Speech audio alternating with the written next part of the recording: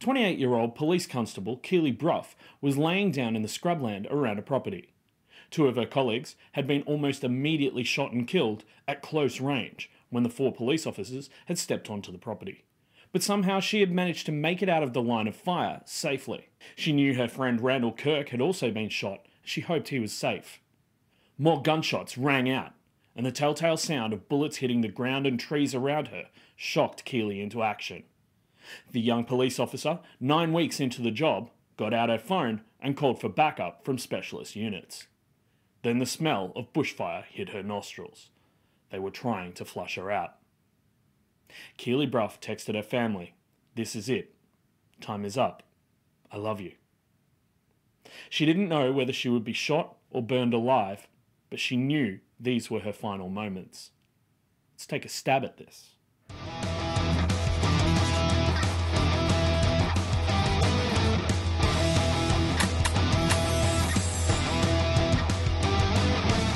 Hi mates, and welcome to Something About Murder. I'm Jay Something, and every week I report on true crime from here in Australia. If that sounds interesting to you, go ahead and shoot the like button with your trusty boomstick, and stab that subscribe button until it leaks. Make sure you also punch the notification bell in the solar plexus so you can get notified every time we release a new video. All of our episodes are released at the same time on Spotify, Apple Podcasts, or whatever podcast platform you use to satisfy that true crime urge. Before we start, this episode is based around an incident that occurred just last week at the time that I'm filming this episode. The Queensland government have announced a coronial inquest into the Wiembilla Massacre, and so further information will come out at a later point. I will make sure to release updated information in a future episode. That's a promise.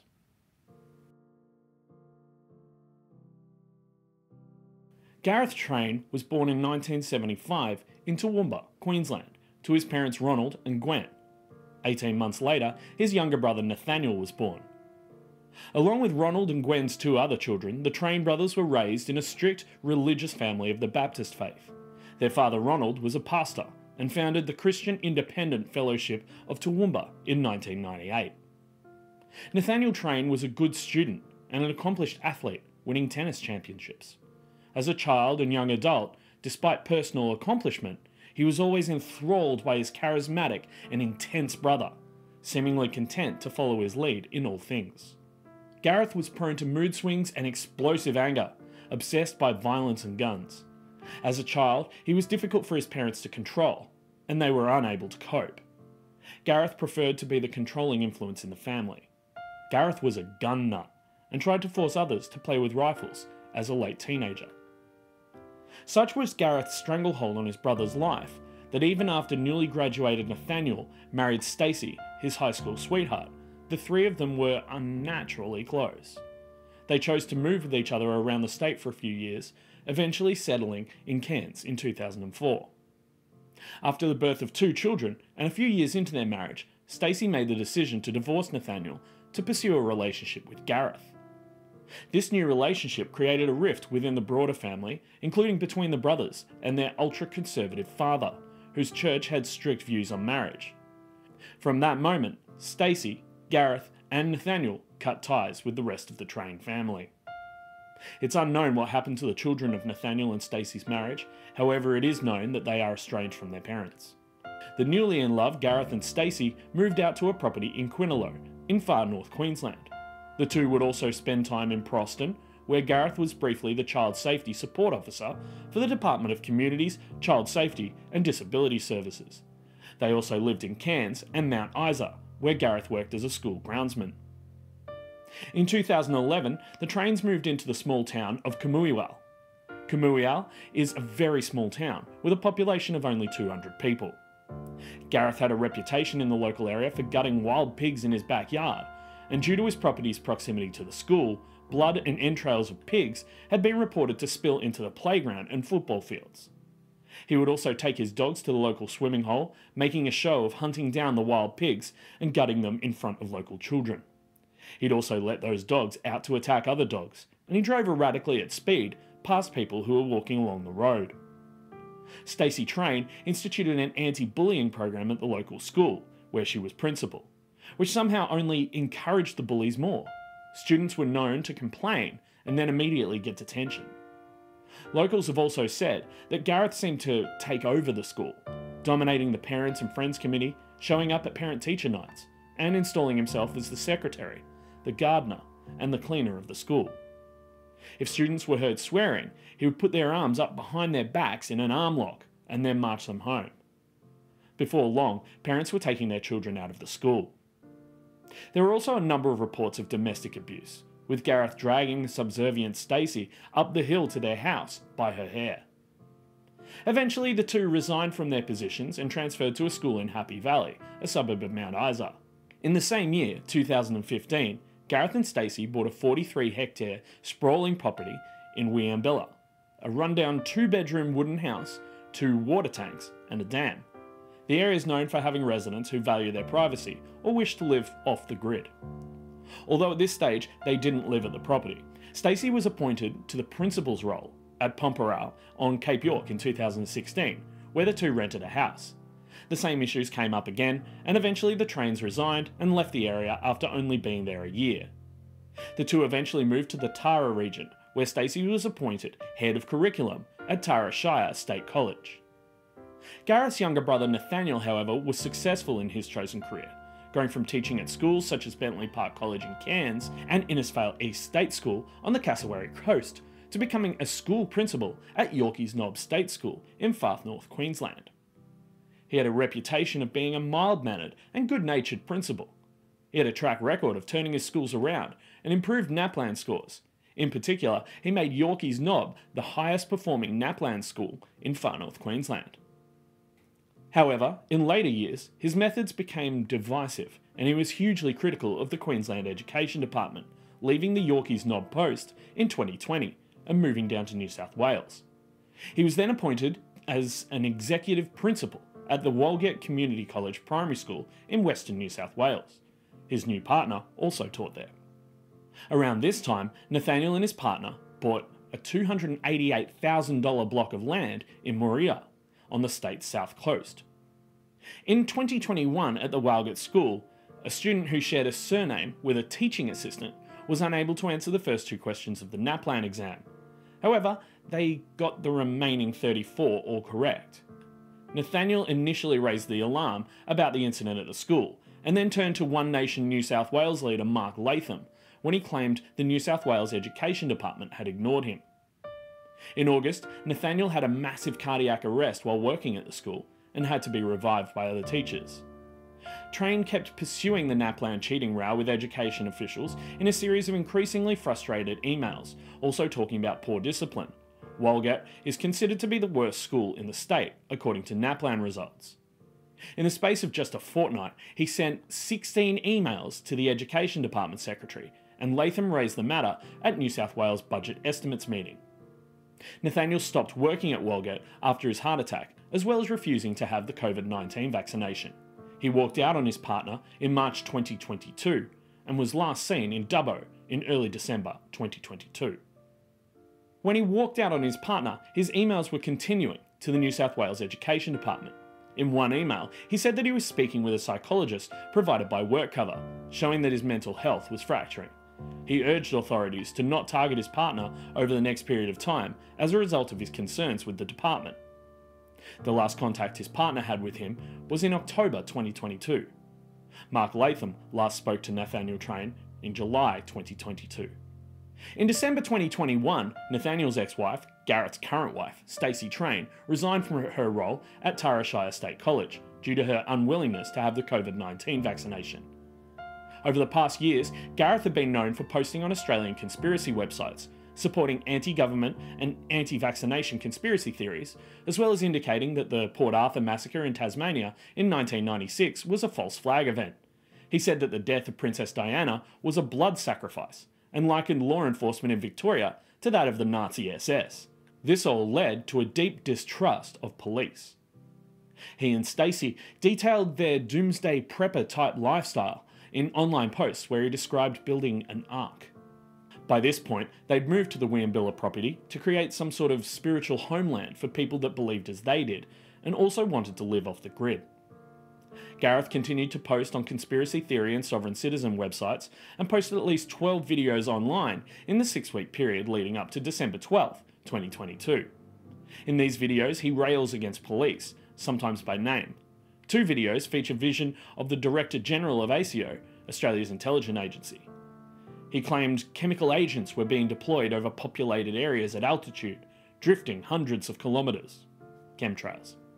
He'd rigged the Wieambilla property with motion sensors rigged up to car batteries, cameras, and strategically placed large obstacles. The driveway was booby-trapped. It was also reported that there were sniper-style foxholes filled with ammunition and an underground living area complete with a campfire. The property also had satellite dishes and solar panels. In the beginning of December, around the same time that a strange car had parked in the driveway of the property, Nathaniel's current wife reported the former school principal missing. As I mentioned, they'd fallen out of contact as early as October, but she did not officially report him missing until December 4th. The strange car parked in the driveway of the Wieambilla property was Nathaniel, who'd made the choice to move to the remote homestead. Multiple welfare checks were performed by the police at the property, to no avail. On the 10th of December, 2022, Gareth Train posted a video to YouTube. In it, his voice is distorted and his words sometimes incoherent, but his message is sinister. The video opens with the opening credits to the TV show Cops, before Gareth reads out the missing persons press release that New South Wales Police put out about his brother Nathaniel, and calls him a whistleblower for high-level corruption in the New South Wales Education Department and Police, stating that they were attempting to abduct them all, using Raytheon Learjets and planes, and kept sending covert assets out to get him. It ends with Gareth saying, "You wish to make this public by using my little brother? What is your play here? To have me and my wife murdered during a state police welfare check? You already tried that one. Eat shit and die." The final frame shows an image of an axe and dagger.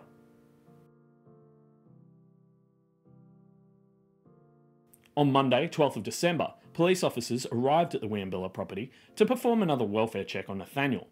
26-year-old Matthew Arnold and 29-year-old Rachel McCrow were sent from Tara Police Station, with 28-year-old Keely Bruff and 28-year-old Randall Kirk coming from another station in the opposite direction. The risk assessment for this check was considered to be business as usual. Matthew Arnold and Rachel McCrow arrived first and honked the horn of their police car for a moment to alert the occupants, before jumping the fence and approaching the house. Keely Bruff and Randall Kirk arrived afterwards and followed the first 2 officers up the driveway. Suddenly, Arnold and McCrow were being peppered by bullets being shot from the weatherboard house.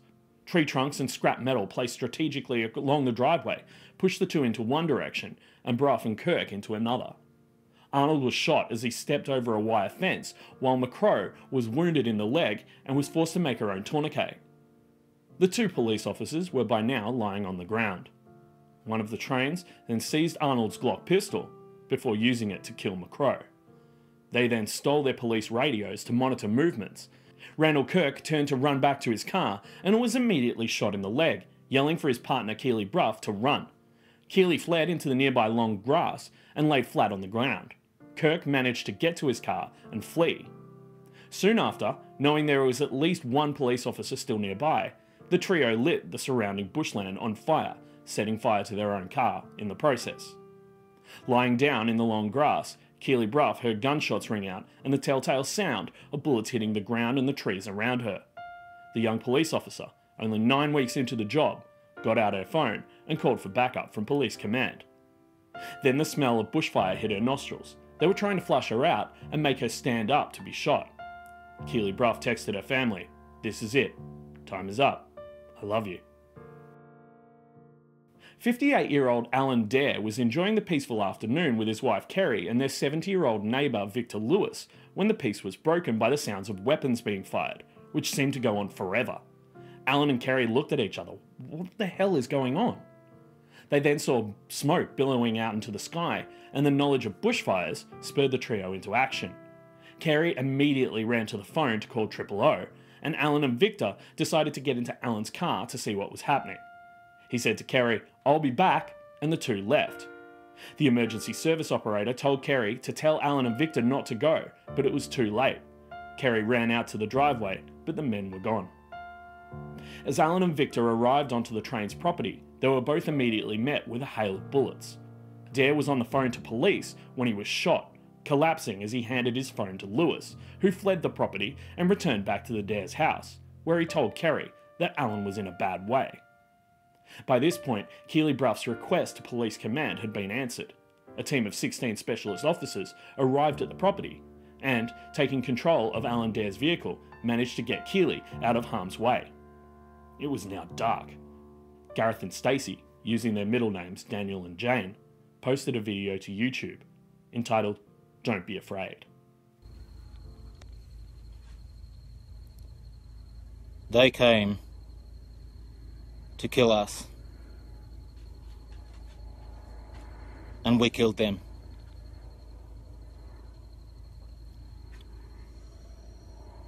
If you don't defend yourself against these devils and demons, you're a coward. We'll see you when we get home. We'll see you at home, Don. Love you. So at this point, a siege was underway.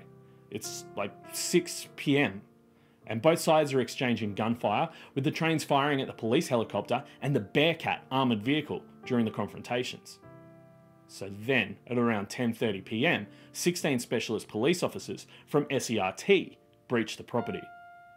Gareth came out of the house first, followed by Stacey, the two using the dead police officers' Glock pistols to shoot at SERT officers. Nathaniel was last. I believe PLI-2 may be discharging rounds. Shots fired. Appears that PLI-2 is attempting to reload. Appears that PLI-1 potentially taking a round here. PLI-1, no movement. No movement from number 2, and appears to be blood on the ground. Gareth and Nathaniel were fatally shot by SERT officers, and Stacey grabbed another weapon from their cache and ran. She was then also fatally shot. It is possible that videos that were posted to YouTube in the days before the attack were part of a plot engineered to lure police to the Wieambilla property, so that the trio could make an example out of the officers that attended. However, a spokesperson for Queensland Police has stated that the welfare check was performed in the standard fashion, and the officers who attended, and Queensland Police as an entity, were unaware of the videos before the attack. Since the attack, questions have been asked of the security agencies, as Gareth was well known in conspiracy circles. It's been reported that authorities believe the videos of Stacey and Gareth should have been picked up by anti-terrorism officers. It remains evident that there are major terrorist threats that are made by those in the sovereign citizen and anti-government conspiracy theory circles, and that authorities are not taking these threats seriously enough, even after seeing similar terrorist attacks in the United States. We remember the victims of the massacre. 26-year-old Constable Matthew Arnold, the oldest of triplets, known to have excellent leadership skills and a cheeky smile. 29-year-old Constable Rachel McCrow, a larrikin who loved a good meme, often at the expense of friends, and was often seen with her dog Archibald. It was said that the two officers were living together as housemates in Tara. 58-year-old neighbour Alan Dare, known to be a very loving grandfather, a big fan of Ford cars, and was killed 2 days before his 26th wedding anniversary. He was known to be someone who would have helped anyone. In fact, 2 days before the shooting, he'd helped some people who were bogged in the road. All three belligerents were also killed. 47-year-old Gareth Train, 46-year-old Nathaniel Train, and 45-year-old Stacey Train. Constables Keely Bruff and Randall Kirk survived the ambush, Kirk with a complicated leg injury that he has received successful surgery for.